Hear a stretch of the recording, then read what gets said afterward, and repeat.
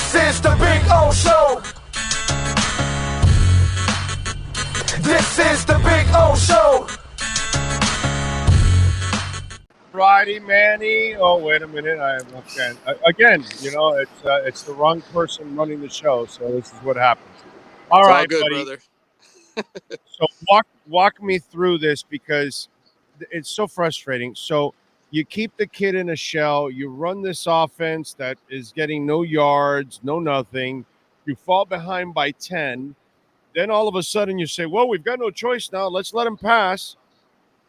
He actually completes some really nice passes, and then he gets you to the point where you're tied, and then you've got a minute and 28 seconds left. You go back into a shell again, and you don't give yourself an opportunity to put him out. It's just the decision making, the clock management. I know they won, and I'm super happy that they won, that it's not a 3-game losing streak, but it's just one of those unsatisfying things to watch. You know what I'm saying? Yeah, I mean, this is what a lot of the Oregon writers and fans were telling me when Miami hired Mario. They said, get ready to be really frustrated on game day. The guy's an unbelievable recruiter. He's going to build you a really good roster, but be prepared for some really frustrating moments in terms of clock management, in terms of just play calling, strategy. And, basically Mario admitted that at the end of the game, he was afraid about giving up a sack fumble, even though his offensive line, I don't think, gave up a sack tonight. So he played ultra conservative after he had finally let his quarterback loose. And I thought it was a mistake. You had 40 seconds to go, and you huddle and you run the ball twice instead of trying to take a shot to set up a field goal and win the game in regulation. He's fortunate that he won tonight's game, because had they lost, that's all we would be talking about right now, which is 2 goofs with clock management in 3 games. Yeah, dude, you can't tell me that you were worried about their pass rush, that when you were down by 10 and then you opened it up, which, by the way, down by 10, guess what? They know you're actually now going to open it up and not run the ball. And so now your offensive line, which, by the way, I just checked, 0 sacks. Yeah. So what pass rush are you worried about? Why do you play scared? Why do you coach scared? And that's my problem, that even when you do get talent, brother, you're still going to have to outcoach the person on the other side. And when you end up playing the elite teams, like right now, you're playing a Clemson team that's way down, bro. You're not even playing a good Clemson team. And, you barely got by them. Even if you have great talent, I don't know if you're going to be outcoaching the other side, brother, after what I've watched for a year and a half now. Yeah, it's really concerning. And again, I think you're 100% accurate. I think we're not out of the woods. I think there's going to be more moments like this as long as he's the coach of this program. You just hope that at some point or another it clicks for him, and that he's got more than enough talent where you're not in games that are late, down to the fourth quarter battles, and you need, miracle finishes. And I think it certainly puts things into perspective, because, like, think about how many coaches have done a great job recruiting at this school and weren't able to win national titles because they would lose, close games and so forth, and the big important ones. And that's going to be inevitable. Every year you're going to have, an unbeaten Florida State to beat, or an unbeaten Clemson, or somebody's going to be on top of it in your conference. And in order to make the 12-team playoff, you got to have the confidence that your coaching staff knows what to do. And until we get to that point, I think this program sort of has a top to it, right? A ceiling that it may not be able to eclipse. That said, tonight's win was huge. I think really for all the other reasons, which is accumulating talent, right? Keeping that recruiting class together, being able to impress recruits and say, okay, not only did we beat Texas A&M, but we finally got the monkey off our back against Clemson that we hadn't beaten in 13 years. So, they're 5-2. They should be 6-1. We talked about that ad nauseum last week. And they still have a chance to get to the ACC championship game after some upsets tonight. So we will see what happens going forward. But for right now, big win for Mario. And the good news is he's not sitting here having to discuss his clock management, because he's got another game to play next week, and they won this game. Oh, well, he still has to handle the clock management criticism, because it's pretty shitty on his part. What'd you think of the handling of Emory, where they kind of kept him in a shell, and then They only let them throw when they had no chance, no choice, down by 10, and then they put them kind of back in a shell again. Scared game plan. You hit it on the head. That's what it was. It was coaching scared, and I think that ultimately as a coach, you need to give your team the best chance to win. Emery had all week where he was running with the first team offense. This wasn't some surprise to them. They prepared him all week, and to run an offense, Miami came in leading the league in yards per pass play, and you saw the first 3 quarters. I mean, everything was a wide receiver screen or a dink and a dunk, and nothing really up the field. And it was wrong. They needed to trust him more, give him some opportunities to throw the ball deep. Yes, he threw an interception, but that interception to me wasn't his fault. I thought it was Jacoby George who sort of broke off the route on that pass play. So, to me, I look at this performance and I say, man, how good could Emory Williams really be maybe down the road once he's got more confidence from the coordinator and the head coach in him, right, to do the job. And I thought the other thing was, look, that 15-play, 75-yard drive that took 9 minutes, they pounded the crap out of Clemson running the football. Yeah. Why not come out with that game plan from Jump Street instead of waiting till the end of the third quarter, beginning of the fourth quarter to go to it? When your offensive line clearly I got something dominated for you. I got something for you. If you're going to play this freaking bullshit game plan of yours, bro, then use Jacoby.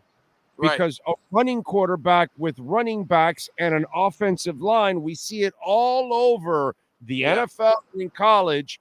That's a better complementary thing. But if you're not going to use Emory to pass, well, then bring in Jacoby and then keep the defense guessing, on who's going to run it, Jacoby or the running back. If that's going to be your offense, do a little Woodstock. Then play both guys in that first half, see if one of them gets in a groove, and then ride that guy and then keep going. But then again, in the fourth quarter, down by 10, you all of a sudden unleash Emory, and the dude has a couple of really nice passes. Kobe actually even dropped a beautiful bomb that he threw on top of all of that. And to Kobe's credit, he underthrew one that he came back and helped him out too on top of it. So it's a give and take. But, dude, I don't know what to think. Because, there's too much inconsistency from the coaching staff. That's my problem. There's no doubt. And again, I don't know when that happens. I don't know that they get it right this year. I don't know that they get it right next year. I don't know that 2 years from now we're still not talking about this, because Mario is Mario, and he's going to want to win the game ugly. He mucks it up no matter who the opponent is. I mean, just look at every game that they've been in. It's been nip and tuck, except for the first 2, Miami of Ohio and Bethune-Cookman, 2 teams that shouldn't stay on the field with you. So every other game has been close. I'm willing to bet next week against Virginia it's going to be close. And it shouldn't be, right? Because you look at this offensive line and you say, if you can dominate the line of scrimmage like that, and you've got a good set of backs, which clearly these guys aren't bad, right? They're good enough to get the job done against a good Clemson team. Why aren't you doing this every week? Pound the rock, brother. If you don't trust Tyler to throw it, right, because he's thrown a couple of interceptions and he's banged up. If you don't trust Emory to throw it because he's a freshman. If you're not even putting Jakari Brown in the game, then run the ball. Create some packages where you make yourself more diverse. And so I agree on all those fronts. And I don't know that they'll do that. I just think, this is who Mario is. And I think if you're a Miami fan, buckle up, because this is going to be a bumpy ride. Yeah, no, I'm with you. Tyler Van Dyke, what's his status? He says that he's going to play next week. But you got people that want to say, hey, let's ride with Emory. I'm done with Tyler. What do you think about that?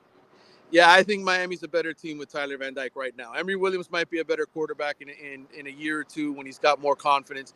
I don't know if you saw Emory's interview. Very young, sweet young man, 18 years old, though. And it's really hard to put a kid like that in that situation. And it's clear the coaching staff didn't have the confidence in him to run a regular offense. They ran a very conservative offense. So to me, you have to get Tyler healthy and have him come back. I spoke to someone earlier today who said that they thought he would be back for practice. Mario said that as well now in the postgame.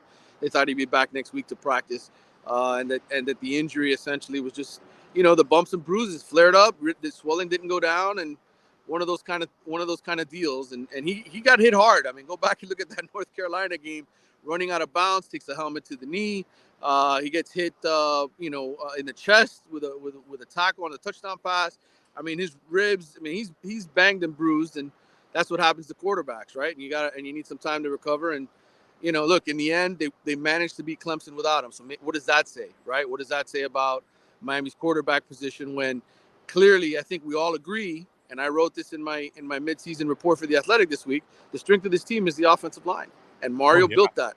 And I think you got to win with your offensive line, and if that means running the ball 60 to 70% of the time, then do it. Just win the game, and don't put yourself in these situations where you're down 17-7 in the fourth quarter and you're worried and nervous about what's going to happen. And so hopefully the coaching staff makes some adjustments and just plays behind this offensive line, because those guys are pretty sensational.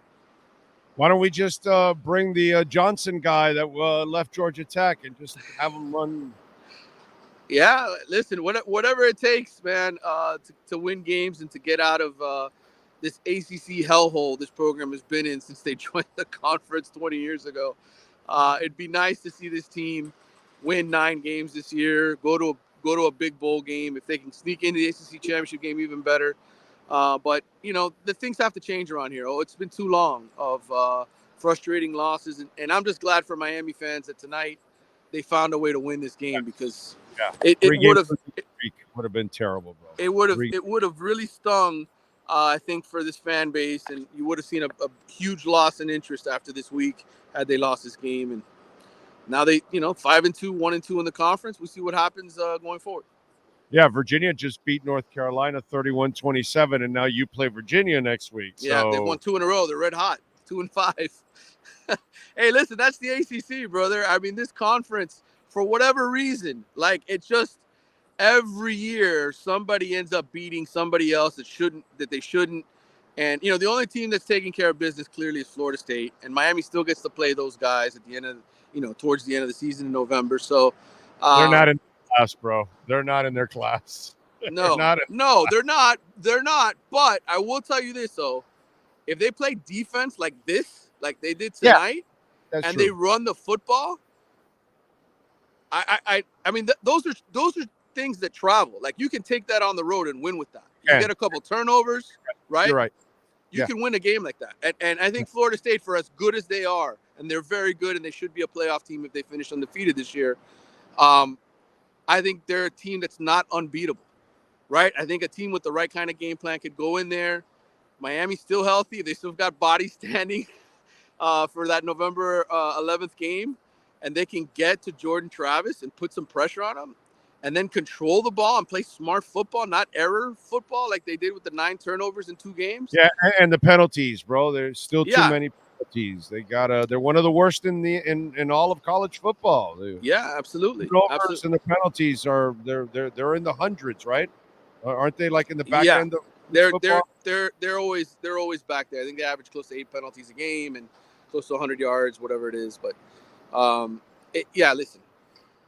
Those are all things that they have to fix. But look, year 2 feels a lot better to be 5-2 right now than 4-3.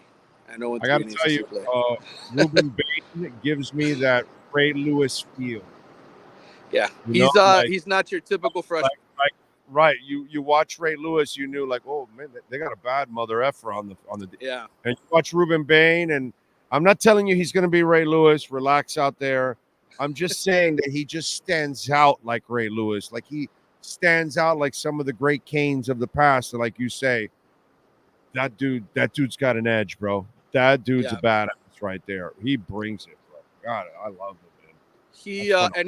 He's really what you need in terms of setting the example of a homegrown player, the great homegrown player, to stay home and be a part of this program. I think him and James Williams said some really good things in the press conference, in terms of, hey, this was awesome to win at home, to win in front of my family, and all that. All the things that you need to have recruits here so that they buy in as well. And so for Mario, I think that was really important, to have both of those guys play well in this game and do enough to help them win and play key roles.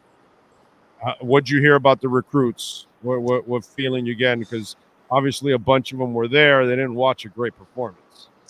No, but I think, it's one of those things that, again, like the 25 class, there's a report out there. Armando Blunt, who's a 5-star defensive lineman from Miami Central, is supposedly going to flip to Florida State. I don't know if he's done it yet or not. I haven't seen that whole thing, and that's going to sting. But I think ultimately you need to stack these kind of wins together to impress recruits. Like beating Texas A&M at home.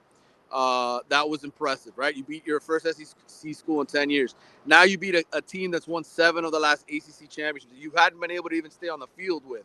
You come back from 17-7. So Mario it's like proof of concept, right? Hey guys, look who shined in our win tonight. It was Ruben Bain. He was our best defensive player. You can come in as a true freshman and make an impact. So those are things that now Mario can take, he can sell it, and there's proof of concept of what it is that he's able to do when he gets really talented players to come play for him. What do you got going in the Athletic, my man, so folks can check you out? Yeah, we'll have a column tomorrow off of this win. I think to me, what I think about the takeaway of this game, it's the physicality, right? Like Mario wanted to upgrade the physicality, and tonight was proof. Clemson isn't Clemson of years past, but they still got some really good players, I think, on the defensive line. And the fact that the offensive line mauled them. You think back to last year's game, 40-10 loss up in Death Valley, and how they just got their ass whooped in that game physically. To flip the script completely and take it to Clemson the way they did over the last quarter and a half and then in overtime speaks to maybe this is the kind of team Miami can be again. Maybe they can be a team that kicks your ass up front and wins games because they are the bigger, stronger, faster team. I think tonight was the first real example we have, real proof that Mario's push to make this a physical football team exists. Yeah, no, there's no doubt. This is the best they've been at both lines of scrimmage in a long, long time. There's no doubt about that. They are definitely improving. Virginia next week is 3:30, folks. Okay, so, time set. Good. I'm gonna be up in Jacksonville for the Georgia-Florida game next week. So I'll be watching from up there. I got put on assignment. The Athletic, hey, we need you to go to Jacksonville. So I can't tell them no. They're the guys who signed my checks. But I will be watching the game from the press box up there. Isn't that the largest cocktail party? It is. Oh, it is the largest cocktail party. Hopefully, I'll get a few cocktails. Sometime before kickoff or after kickoff. AC/DC would say, "Have a drink on me." That's right, brother. Safe travels, my brother. We will catch up next week. You be good, and we'll catch up on Tuesday, anyways. But we'll catch up also on the road. Appreciate you. No problem, man. Talk soon.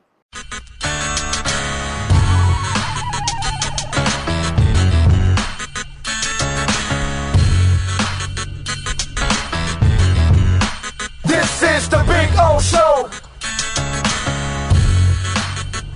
This is the Big O Show.